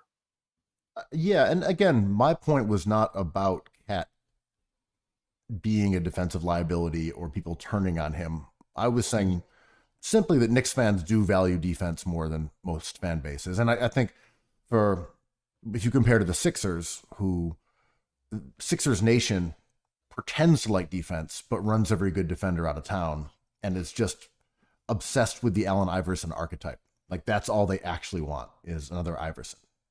Jared McCain, right? The most Maxey. popular. Yeah, That's I love all him, they but care yeah. about. right. Cool players like those guys too. But the idea that Philly cares about defense, just not true at all. They don't care about defensive players. Or at least that's not where their heart goes. Knicks, their heart does go to guys who play defense. And I feel like, if another team had signed someone like OG, who occasionally doesn't score that many points, that big of a contract, they'd be like, but Knicks fans love him. Like he plays defense. Cool. Great. They're turning on him. A few trolls are turning on him. He is so clearly an excellent on-ball defender. I love the starting five. It makes sense. If the playoffs and postseason are a gamble or a roulette table to see who's healthy, if the Knicks remain healthy, this is fine. The Okay, depth is so always Andrew, going to be an issue. Yeah. Last 15 games, Knicks have the 6th best offensive rating. Mhm. They have the 5th best defensive rating. That's good. And enough. they have the 5th best net rating. And if you go to the last 10 games, they are 8-2, which is the 3rd best record in the NBA behind OKC and the They're Cavaliers. a game behind the Celtics. And as far as net rating goes, they're 4th, and their offensive rating is 7th, and their defense is 5th. So we're looking at a team, for all those boring numbers I just threw at people, that over the last month has become elite on both sides of the ball, which they were not early on. So these concerns about Cat not being a great defender, the defense falling off a cliff without DiVincenzo, Precious. have proven Kel. unfounded. That Sure. their defense has been extremely good for a large section of the season, and that's even without Mitchell Robinson in the rotation, who is a fantastic defensive player. So Knicks, legit contender by the metrics of top 5 offense, top 5 defense, top 5 net. That's kind of like your quick rule of thumb. And as you said, they have now moved to within 1 game of the Celtics in the Eastern Conference, who have lost 4 of 6. They are on fraud watch. Quick vibe check on the Knicks. Sounds pretty good. All I want them to do is somehow, every year I say this, I'm a broken record, like Happy New Year, find a way to acquire Kelly Olynyk for backup minutes. That's all I want, because every other move is too big, too weird. Just get Kelly Olynyk, who's available. I think Olynyk would be an excellent pickup for the Knicks and a lot of other teams. Yeah, he's good. He's a good player. He can really shoot. He's a smart passer. Mhm. Spaces the court. Also can sort of play power forward against the right teams. Can play a side big man. I'm a fan. He's really good. And Like cheap. he's a legitimately very good player. He's not the greatest defender, but you would hope in a situation like New York, like Mitchell Robinson can hopefully stay healthy for the final run. Precious and Josh Hart playing off fumes. Like this is the little power forwards that could. But let's shift to the Sixers because Let me mention one other guy on the same team, the Raptors, who, as you said, are definitely sellers. Chris Boucher is one of those guys who, in theory, feels like he could really help a ton of teams, whether that would be the Knicks or Philly or whoever.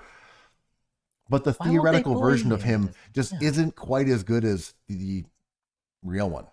A couple years ago, it was like he's shooting 38% from three. He's blocking a couple shots a game. Like, a shot blocker, a three-point shooter. He's a mini Chet Holmgren. He's a little Wemby. And then you look and you're like, man, you haven't shot for shit in 3 or 4 years.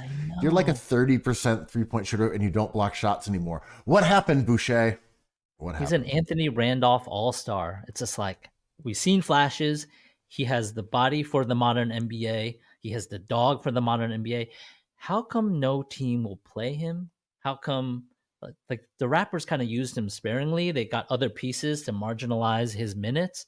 I'm like, fine, if you can get him for like a second round pick, that's great. He's an NBA player. But I'm with you. I'm like, is this guy a bona fide seventh man off the bench? Like, he should be balling, sort of like in a Nas Reed role, but he's not on a bad team. Seems like, all right, this is the guy that unlocked your team.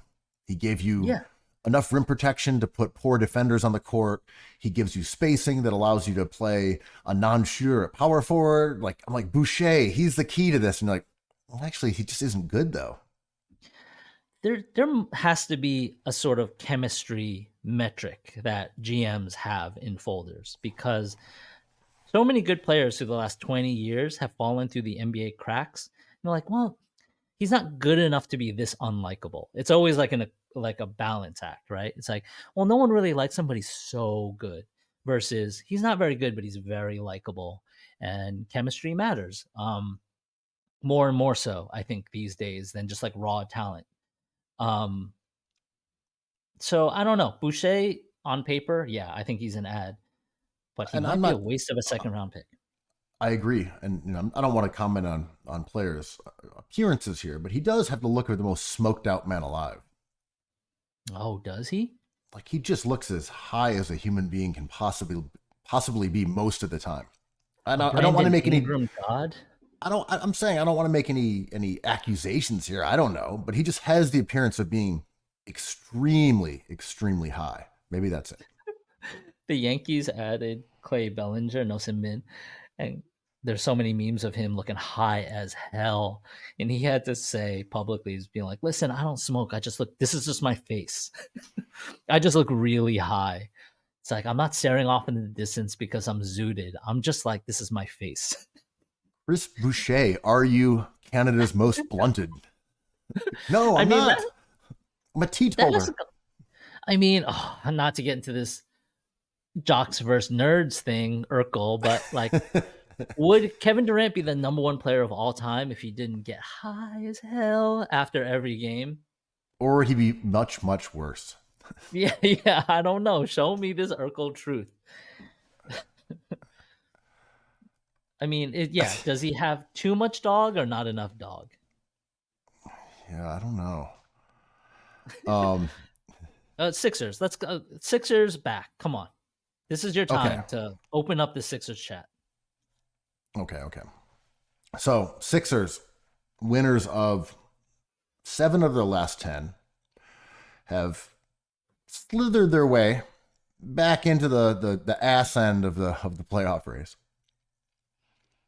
You don't need to do the visuals, the slithering in the ass end. It's just a matter of speech. Let's not jump in this trunk. Yeah, let that go. I am not convinced at all by anything I've seen. If the same way I went and gave you some numbers about the Knicks, like, well, look, they're elite on both sides of the ball. They're defending, they're scoring, their net rating is good. Philly isn't doing that. They are completely mediocre as far as net rating goes, as far as offense goes, as far as defense goes. They aren't really good at anything. And I think the most jarring stat so far is how bad the offense continues to be in terms of for the whole season with their big three on the court. That's a real problem. And I know it has been skewed by injuries, of course, and unfamiliarity. Paul George, I think, is shooting 15% on corner threes. Kelly Oubre is shooting, I think, sub 30% on corner threes. Wait, what? Did you say something after Oubre? Did you get lost in the wave god's eyes? No. I just mean, you look at, there are some mitigating factors on why the Sixers offense has sucked, but at no point have I watched them during a game and said, they've turned the corner. They have figured this thing out. These guys, their offense is purring, Andrew. It's purring. Look at it purr. That only happens at MSG with Cat. But Big purr. Do you think Embiid just needs more minutes with Paul George? Do you think they're just kind of sniffing around each other currently, and they need? I mean, it takes players like a few months in order to establish roles and chemistry and egos, right? I think this is true, and they deserve, an extension of that grace period because they've only played together for about 140 minutes as a trio. They're big three. Jesus, that's not much. It's not much. It's like a week and a half of games, whatever. Yeah. But the fact that their offense during those minutes is in the 8th percentile with an offensive rating of 104, it still shouldn't be that bad. To have those three players on the court and be unable to score at like even a reasonable NBA clip is pretty alarming. Listen, I hate to say it, but it's because Joe flops. I wish he cared more about playing games than being funny, riding motorcycles, playing with the crowd, being a good teammate, getting kicked out of games. He's just not my cup of tea. I'm from Minnesota. Yeah, I was watching that game last night. And where did that come from? So the way it materialized was this particular announcer, something got drafted with Akeem Olajuwon. Yeah, he's in his 60s. Like, what do you want? Yeah.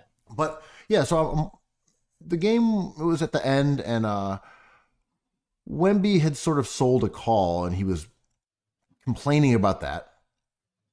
And he mostly complains about the refs. He does that all game long. That's sort of his main focus, is that the Wolves have been done dirty by the Zebras. That's just kind of his entire. I love it. It's fun. Evergreen. It's his entire thing. He's just complaining about the refs all game. Like, oh, I don't see it that way. Terrible call. Anyway, he just goes on this ad hominem assault on poor Joel Embiid. But it wasn't done with any humor. He's just like mad. Oh, Joel Embiid, he shouldn't get mad at Wemby flopping. He should get mad that he's missing games. I'm like, not even good. That's not even. He should be mad that he's missing. Like, who? Come on. That's like Instagram commenter level. Raise it up. That's blue check Twitter. Right. He hasn't sufficiently lost his mind. You have to come out the other side of it and care about jokes. You can't do anything about this. Joel Embiid is one of my favorite players of all time. He is a flopper with a capital F, man. I cannot defend him. I love the hell out of him.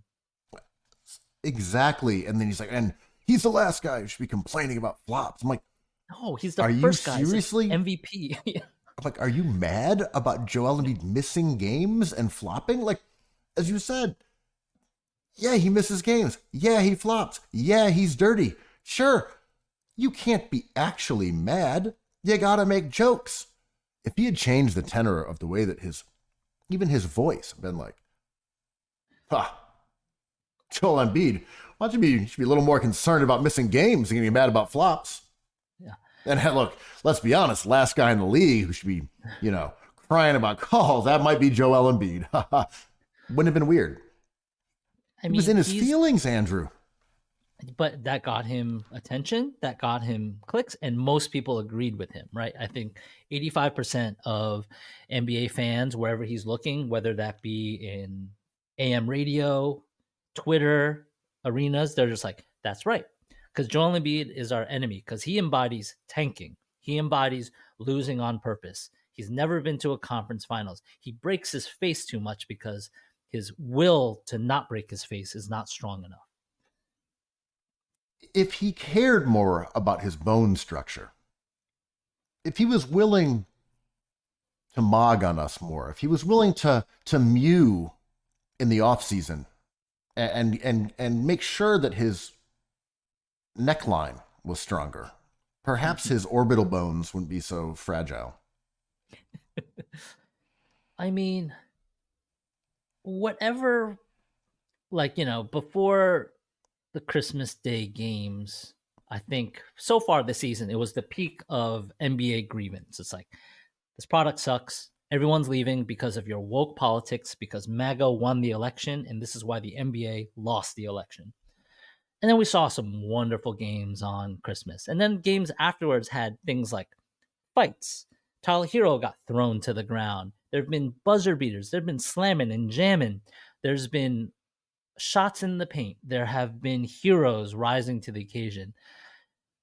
And the tenor is like, well, this game kind of rules. Now that we're paying attention to it, this is extremely fun, right? As someone who has wisely been on the side of actually basketball is good during these raging basketball culture debates, planted my flag in the sand that said, I think it's fine. A line. Do not cross this line. Yeah, I think it's all good. You guys are being really weird. Happy to be on the right side of history, as are you, Andrew. Look, I've speculated in the past that a lot of these grievances were solely because there aren't good storylines based on the BMM's love and adoration of their own Celtics, the defending champions, with an asterisk, of course. But now that the Celtics have started dropping games, they're on fraud watch where they're supposed to be. They've lost 4 of 6, despite having the future MVP of 2025, Jason Tatum, as well as the basketball player of the year, according to Sports Illustrated's Chris Mannix of the BMM, and Jaylen Brown. It's just not enough for them to win games here in late December. Now, it's weird. Drew Holiday and Porzingis out reminds me of a very beatable team in Celtics history. Very interesting. Now, we now can turn our attention to the discontent that's not about too many threes, that's in fact about perhaps rival teams in the East. Is New York big enough for Karl Anthony Towns and Jalen Brunson to coexist? Does Evan Mobley need his own team? Ooh. Some guy went viral because he was watching a Nets game this week as they're breaking it down, be like, this is the problem. We're watching an NBA game, Orlando Magic versus the Brooklyn Nets, and there's not a star to be seen. Even if Paolo Banchero was here, still, I'm like, are we forgetting they had Kevin Durant, Kyrie Irving, and James Harden, and we couldn't handle that because it was unethical for these super players to form a super team? It's like, I love it. They're just, the fandom of the NBA is just unhappiness. But that just leaves us more room to have fun. It's sort of like, oh, none of my favorite albums are on Obama's list. That's awesome. But also the point that you're making before, it's like, this Orlando team has no stars, including the 2 who are injured. Where's the star power? Suggs was This is why the ratings are down, because the team's 2 stars aren't here. 2 Olympians are both injured. That's why the ratings are down for this Sunday 5 p.m. game between Orlando and Brooklyn. The NBA. Why do we put all our eggs in that Sunday 5 p.m. matchup between Orlando and Brooklyn? Oh, stupid. Yeah. Meanwhile, like the NFL games on Christmas were just blowouts, disasters. You know what I think is going to save the NBA is that damn cartoon simulcast of the first NBA game when you had like Donald Duck crossing people over, Mikal Bridges style. That was sick, man. I really enjoyed that. Goofy I going tuned off. into that, and my thing was, this is why people aren't watching the NBA. It's a bunch of cartoon characters. It's a bunch of clowns and animals out here. It went viral in a way that wasn't criticizing players' morality or their dog or their will to win. It was just people enjoying like basketball jokes, which reminded me of NBA Twitter of yore. Good times. Well, so all is good in the NBA world. Do you think the notice went out? Look, the unks are saying that the league is pussified. Too many threes. It's time to squabble. Unction. Yeah. We need squabbling. And lo and behold, we get squabbles. We get Big Nurk trying to slap Najee Marshall. And then, that Kyrie face was so good, man. That was great. So good. That's like, fuck, I'm gonna have to score 50 a game. That's exactly my face when you drop your like Vivek was right take. I'm just in the back. I'm like, oh, what? No, that's my face when you prove him right. No, that's me. When you become Vivek. when you Vivek surrogate. That's me. Urkel. It's Kyrie. But and then you had, of course, last night, your man Tyler Hero gets ragdolled by my guy Amen Thompson late in that game. I thought the best part of that was that after Hero dines on a dirt nap, he gets just straight floor burned, used as a throw rug. He gets up and kind of circles the fray, where now you've got Scary Terry's involved. Everyone's running in. They're all kind of jostling around and on the floor. And Hero just sort of warily circles it for a while until someone notices him and is like, oh yeah, I guess we should be getting in your way. And then he like mildly lets himself be carried away. I just thought it was awesome that he had no intention of getting back involved. The goons handle that. Look, not my problem anymore. He's a mathlete captain, man. He saw the situation. He did the calculus in his brain, and he was like, yo, Jimmy's like, there's turmoil there. Heat culture's on the ropes. I need to drop my double-double with like 3 threes a game. My team needs me. I don't want to get this fine from the NBA. I want to play all the games. Yo, when Thompson is a jock and reveling over kicking sand in my face, I'm just dropping dimes, winning games for my culture. Nerds up big. Jocks Hero. down bad. Yeah. Tyler Hero, nerd number 1. The screech of Miami South. The screech of South Beach. So you know, you're a big Nets fan this year, despite their lack of star power. I am obsessed with the Nets, I gotta say. It's sort of like an ex. I'm kind of stalking them on MySpace. So you're a Jalen Wilson truther. I just want to see what those 5 first-round picks end up being. Well, so we know one new player that they've added. D'Angelo Russell, Laker legend, is now back in Brooklyn. Allegedly. He might get bought out. Yeah. Well, I don't think he gets bought out yet. But anyway, just the details are for Dorian Finney-Smith, I believe a second-round pick was involved and a young guy, his name eludes me at the time. Sure. That was on the Lakers, did not get a ton of run. First off, just from the Lakers' perspective, I'm not a big Dorian Finney-Smith guy. He has played better of late. He shot pretty well than he was early in the season. I don't love him because I don't think he's that great of a defender. He's not really a great rebounder. But the Lakers don't need him. He's your most hated player. But the Lakers don't need him for Pachulia. Yeah. But the Lakers don't need him for rebounding in the way that Philly would have. I did not like him in the context of Philly. Lakers, a little bit more.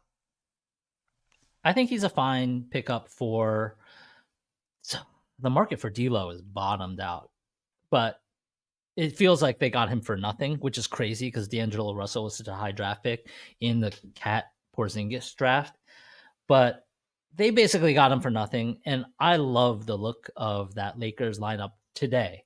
I think there's more moves to make, but getting size and getting that skill set next to bucket getters, like I love it. I love it for Palinka. The Nets, it doesn't matter. They're just trying to get picks. They're just trying to unload stuff.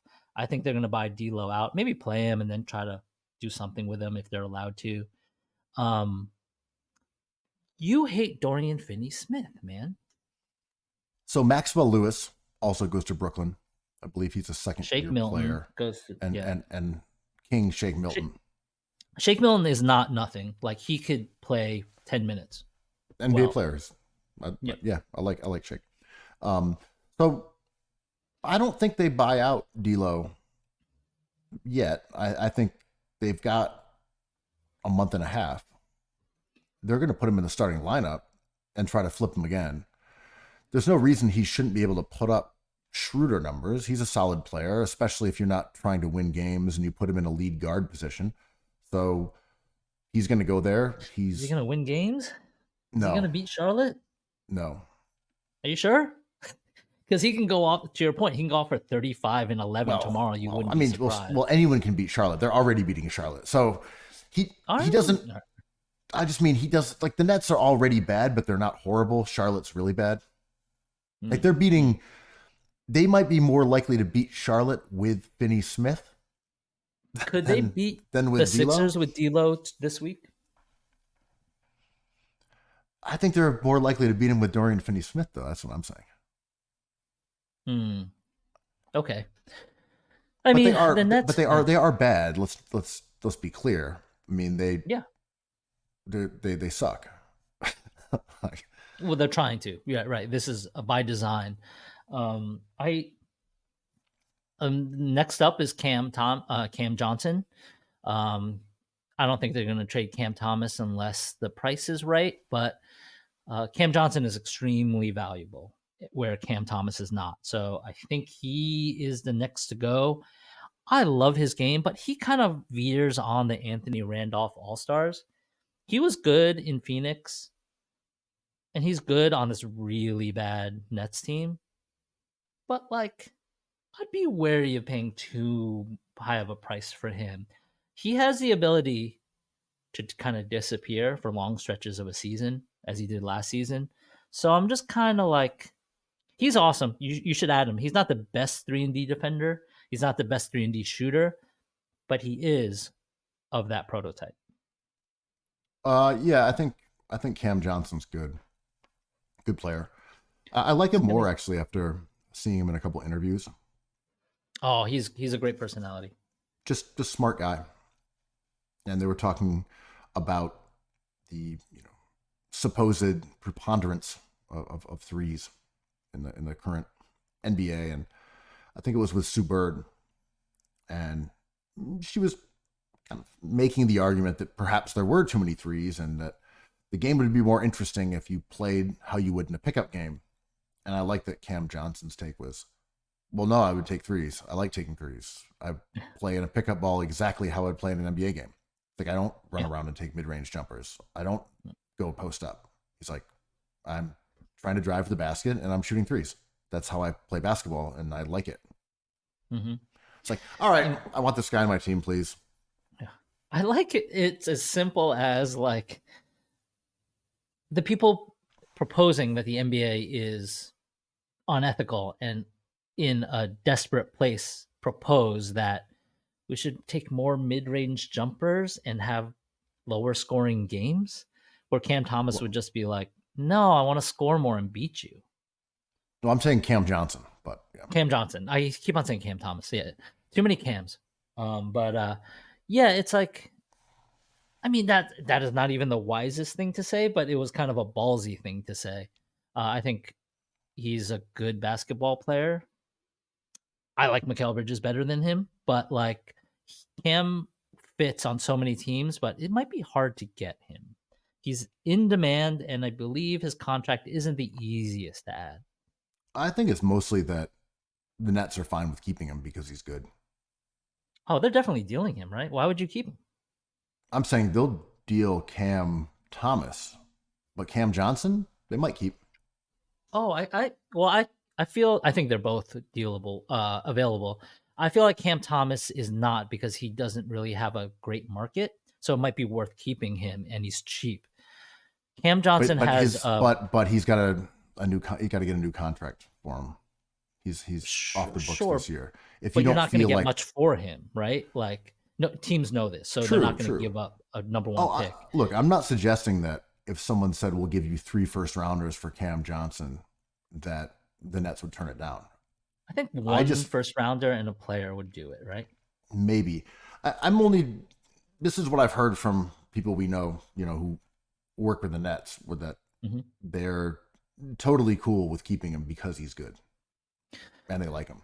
The last time we heard that was the beginning of the end for the Nets. But yeah, fair enough. I mean, Cam, he's got 2 more years on the contract. He's making $20 a year. You got to pay somebody. They like him. He's a smart guy. I'm with you.